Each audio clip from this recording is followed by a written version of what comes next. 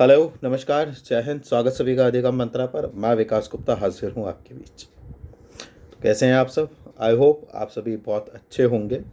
और जो भी होली वगैरह की थकान है या जो भी केवीएस का अपना हेक्टिक शेड्यूल था उसको आप बिल्कुल रिलैक्स मोड में जा चुके होंगे। तो अभी रिसेंट में हमने कुछ एग्ज़ाम्स जो है वो प्रिपेयर किए थे, जैसे केवीएस का था, उसके बाद फिर एमपी वर्ग 1 का था, फिर उसके बाद स्टेट का था। तो ये कुछ स्टेट लेवल के थे, बाकी केवीएस तो ओवरऑल सभी का था। तो पीछे कुछ दिनों में जो है वीडियोस भी नहीं आए हैं। उसका कारण था क्योंकि जब से चैनल स्टार्ट किया है उसके बाद से, जब तक स्टेट का एग्ज़ाम था से पहले दिन तक बिल्कुल हेक्टिक शेड्यूल चल रहा था। कॉन्टीन्यूसली वीडियोस आ रहे थे, कंटेंट आ रहा था। तो उसके बाद कुछ डेज़ का रिलैक्स मोड में जो है वो चला गया। लेकिन अभी एक बहुत बड़ा जो एग्ज़ाम है वो आने वाला है। आप समझ गए होंगे, हालांकि उसकी कोई डेट का अता पता नहीं है। लेकिन यहाँ पर हमें एक चीज़ समझनी होगी कि हमारे पास बहुत टाइम है। इतना टाइम तो है कि अगर हम उसके एक एक टॉपिक को बारीकी के साथ अगर कर लें तो वो एग्ज़ाम हम निकाल लेंगे। और वो एग्ज़ाम है यूपी टीजीटी और पीजीटी का। जी हाँ, एक एक टॉपिक बारीकी के साथ। देखिए, जो बारीक काम करता है ना, डिमांड उसकी ज़्यादा होती है। जैसे आप मार्केट जाओ, है ना, तो आप मार्केट में अगर कोई भी कपड़ा कुछ भी चीज़ खरीदने के लिए जाओगे, या कोई ज्वेलरी या कोई बर्तन कुछ भी, उसमें जो हाथ का बारीक काम होगा उसकी वैल्यू हमेशा ज़्यादा होगी। और जो मशीन का काम होगा उसकी वैल्यू हमेशा कम होगी। क्यों? क्योंकि वो जल्दी हुआ है। और जो हाथ का काम है बारीकी के साथ किया गया है, वो आराम आराम से पेशेंस के साथ किया गया है, तो उसमें ज़्यादा वक्त लगा है। लेकिन उसका जो आउटपुट निकल करके आया है, जो उसका रिज़ल्ट निकल करके आया है, वो बहुत ही ज़्यादा अट्रैक्टिव, और वो इतना ज़्यादा अट्रैक्टिव और प्रोडक्टिव है कि लोग उसे खरीदे बिना रह ही नहीं पा रहे हैं।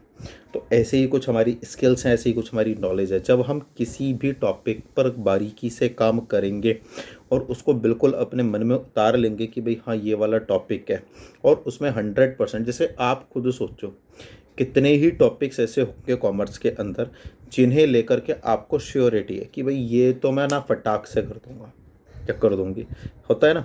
तो ये श्योरिटी कब आती है? जब आप उसके बारे में डेप्थ में जानते हो, पॉइंट टू पॉइंट उन चीज़ों को जानते हो, तो वो उनमें उनके लिए आपके पास जो एक मोटिवेशन आ जाता है, एक कॉन्फिडेंस आ जाती है कि भाई ये तो ना से कुछ रिलेटेड कुछ भी आ जाए मैं कर लूँगा या कर लूँगी। लेकिन वहीं पर कुछ टॉपिक्स ऐसे होते हैं जहाँ पर आपका ये जो कॉन्फिडेंस है ये डाउन हो जाता है। कारण क्या है कि उन टॉपिक्स को तो आपने बारीकी के साथ पढ़ा है, लेकिन जो बाकी के टॉपिक्स हैं उनको, उन पर आपने बारीकी से काम नहीं किया है। तो उन पर बारीकी से काम करना है। तो अब ये सब होगा कैसे? तो उसके लिए क्या किया है कि हमने जब स्टार्ट किया था चैनल, तो हमने एक सीरीज़ स्टार्ट की थी, कॉन्सेप्चुअल सीरीज़।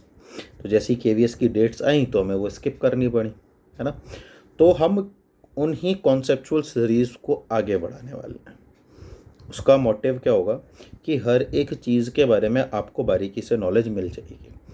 देखिए, चाहे आप केवीएस ले लो, चाहे आप डी ट्रिपल एस बी ले लो, चाहे आप रीट ले लो, चाहे आप M P P S C का ले लो, चाहे आप एम पी वर्ग 1 ले लो, चाहे आप एच स्टैट ले लो, चाहे आप UP T G T P G T ले लो, चाहे आप जी आई सी ले लो, चाहे आप एल टी ग्रेड ले लो, चाहे आप एन वी एस ले लो, या कोई भी दूसरे एग्ज़ामिनेशंस, उनमें से कुछ जो एक टॉपिक्स हैं, जैसे एक तो 11th और 12th वाले टॉपिक्स हो गए, है ना, अकाउंट्स, बिजनेस और इकोनॉमिक्स के, और रॉयल्टी हो गया, ब्रांच हो गया, डिपार्टमेंटल अकाउंट्स हो गए, है ना, ठीक है, और टैक्स हो गया, ठीक है, कॉर्पोरेट अकाउंटिंग हो गई, मैनेजमेंट अकाउंटिंग हो गई, लिक्विडेशन हो गया।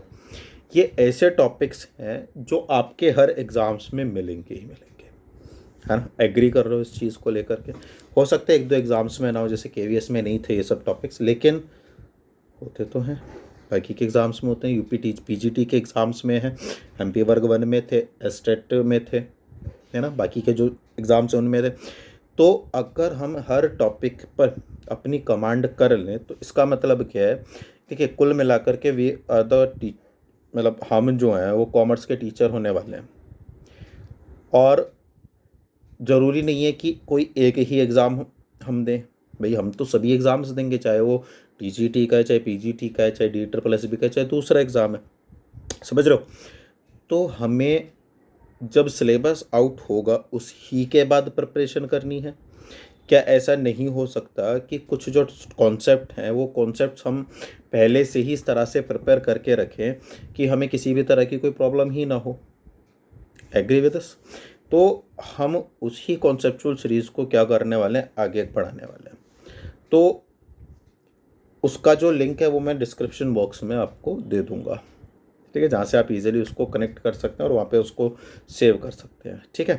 तो मंडे से हमारी जो क्लासेस हैं वो स्टार्ट हो जाएंगी। और सबसे पहले अब हम जो आगे से जो हमारा चल रहा है उसमें मैंने देखा था तो फाइनेंशियल स्टेटमेंट्स हमारा जो था वो हो गया था, एनालिसिस ऑफ फाइनेंशियल स्टेटमेंट। अब इसके बाद हम अकाउंटिंग रेशो पढ़ने वाले हैं। क्या पढ़ने वाले हैं, अकाउंटिंग रेशोज, ठीक है।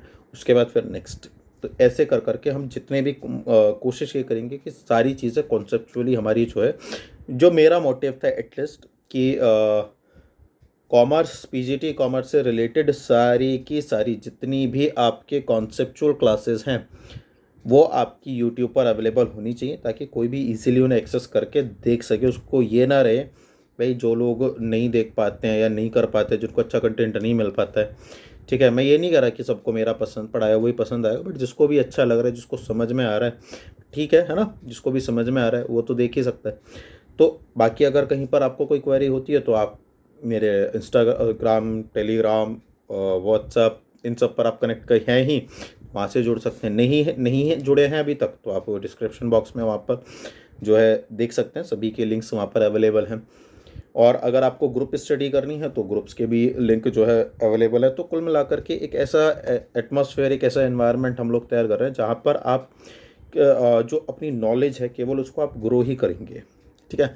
तो किसी भी तरीके से नॉलेज को ग्रो करना है और नौकरी निकालनी है, और क्या करना है।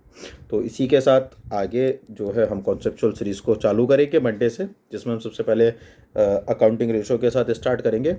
टाइमिंग हमारा वही रहेगा, शाम 6 बजे, और रिकॉर्डेड बेसिस पर ही क्लासेस जो है आपको मिलेंगी। कोशिश करूँगा लाइव आने की, बट ठीक है, ठीक है। और बाकी तो मिलकर के तैयारी करेंगे और क्या है, ठीक है। ज़्यादा से ज़्यादा लोगों के साथ शेयर कर दीजिएगा ताकि ज़्यादा से ज़्यादा लोग क्या हो सकें, कनेक्ट हो सकें। ओके, मिलेंगे मंडे, तब तक अपना ख्याल रखिए, खुश रहिए, मस्त रहिए और जुड़े रहिए अधिगम मंत्रा के साथ। साथ साथ में बाकी के लोगों को भी जोड़िए ताकि उनको भी इस चैनल के बारे में पता लग सके, क्योंकि पीछे कुछ बच्चे कह रहे थे कि सर हमें ना एग्ज़ाम टाइम में ही पता चला था आपके चैनल का, है ना। अगर पहले पता चल जाता तो और अच्छा स्कोर आ जाता, है ना।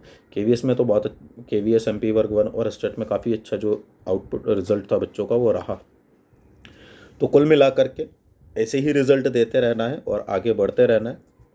करना कुछ नहीं है, केवल एक ही चीज़ करनी है, सरकारी नौकरी लेकर के रहना है। यही हमारा उद्देश्य है और नौकरी दिलानी हमारा उद्देश्य है ना। तो ज़्यादा से ज़्यादा लोगों के साथ अपना शेयर कीजिए ताकि ज़्यादा से ज़्यादा लोग कनेक्ट हो सके। मिलेंगे मंडे शाम 6 बजे। जय हिंद।